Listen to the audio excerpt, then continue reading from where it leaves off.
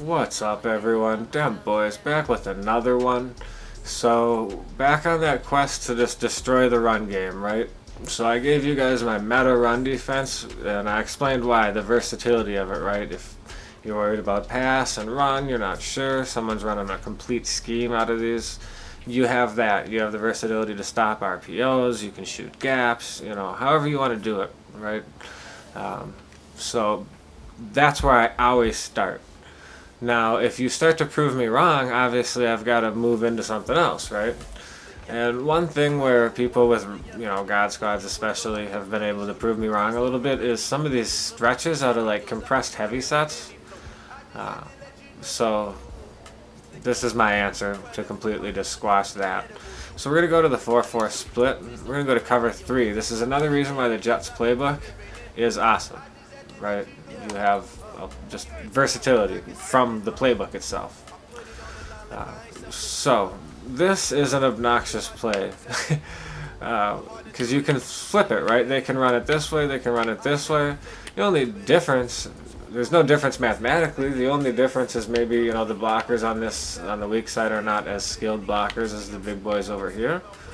But I mean, this is not a ton different from like a goal line single back, if you will, right? There's a little bit of space in between them. The guys are a little smaller, but mathematically, from a hat on a hat standpoint, this is an obnoxious formation to deal with.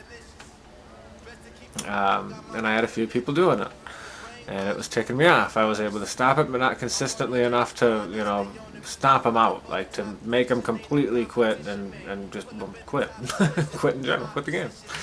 So this is when I came up with that, this play here. So the first thing we're going to do is we're going to take our linebackers, we're going to spread them. Now, if I'm not worried about it coming to the backside, if I'm just worried about him running behind the tight ends, and maybe I want a little more responsible pass defense, I'm just going to go ahead and blitz B. Now, no matter what, I'm going to take this safety and just bring him down here. Few reasons from that. If you're going to throw to the receivers, I would rather have that middle third closer just to close the gap. The other reason is mathematically, look what we've achieved. 1, 2, 3, 4. And over here they have 1, 2, 3. So we've now found a way to give ourselves a mathematical advantage. Now, I know what you're saying. Well, what do you mean? That safety doesn't have a run responsibility. He may be there, but he's just going to run backwards. It's not going to help you. Well, kinda, sure. I'll show you how we'll remedy that. But in this instance, I'm not really worried about that, but it might happen, so I'm just going to do that anyways. So, I mean, I would rather do that than be moving these guys out wide. I'll put it that way. So, mathematically, again, what have we done this time? So, now, Jalen Smith ends up being our contain, whereas if Van Der Esch was not blitzing, he would be our contain. So we would end up being 1, 2, 3 on 1, 2, 3, and now we're relying on this guy in this gap. He's the extra guy. This gap would be his responsibility. He would be the contain. Well, if someone's just going to run wide right around that, now we're stuck, right? Not a good look. So now what we've done is he's going to come out wide, right? So we have Van Der Esch who's going to pinch down into the line, and then the contain is going to shoot in behind him, right on his hip. So it's going to give us much better run responsibility to that strong side, because we've just essentially changed who contains to give ourselves a mathematical advantage. And like I always, the second I notice it's a run, I'm going to click down. The click down defense, also explain that in the meta. That's just sending the nearest defender, so clicking down on the right joystick.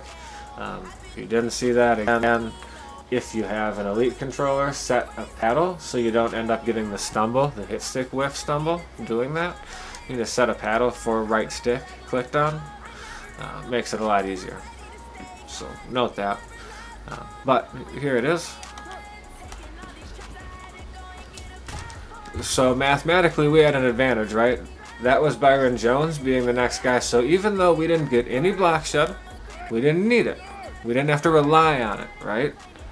So that was a worst case scenario from the standpoint of everyone got blocked and it still didn't matter.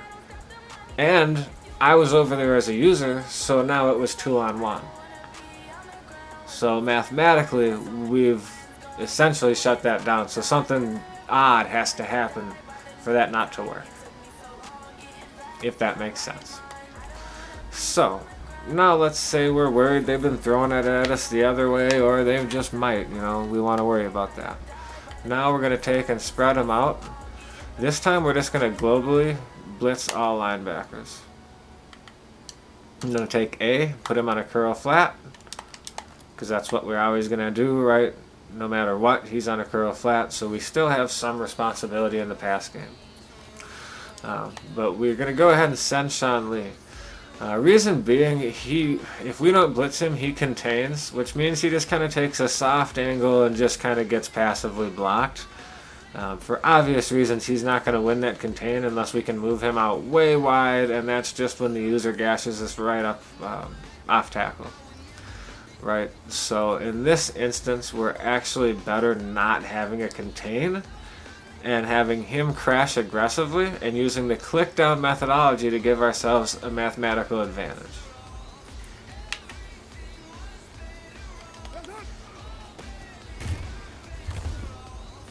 Boom, right? He attacks aggressively, comes in, pops him.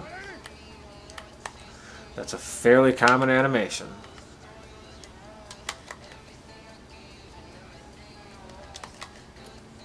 So, and again, I always show this with hard flats because that's ideal. If there's a pass you're worried about and you need to cloud flat that, or you need to keep it, as a curl flat, do it, That can be a wild card, So, whatever you need to do with that, I'm just giving you what would closest resemble, you could do that, right? So keep that in mind. That's a wild card. I'm just giving you what makes sense. Just from a normal shell, what you would typically see. So again, so that time Sean Lee got blocked. I'm holding two controllers and took a crap angle, but nonetheless doesn't matter. I'm still there. So you've seen the best case and worst case scenario. Mathematically I can't make it so every time that the tackle isn't on you in the open field, there's just not really a way to do that. You can do guess run, I guess. But here you really can't. If you're worried about them going both ways, you can't. So, damn boys, I hope y'all enjoyed. I know this will be helpful. It's been extremely helpful for me when people force me away from my meta run scheme, which hasn't happened often, but you run into some god squads, and some people are going to take advantage of plays like this, and maybe they're talented runners, and we just need to kind of shut them down. So this is how you mathematically give yourself the edge. Damn boys, like, comment, subscribe. Peace.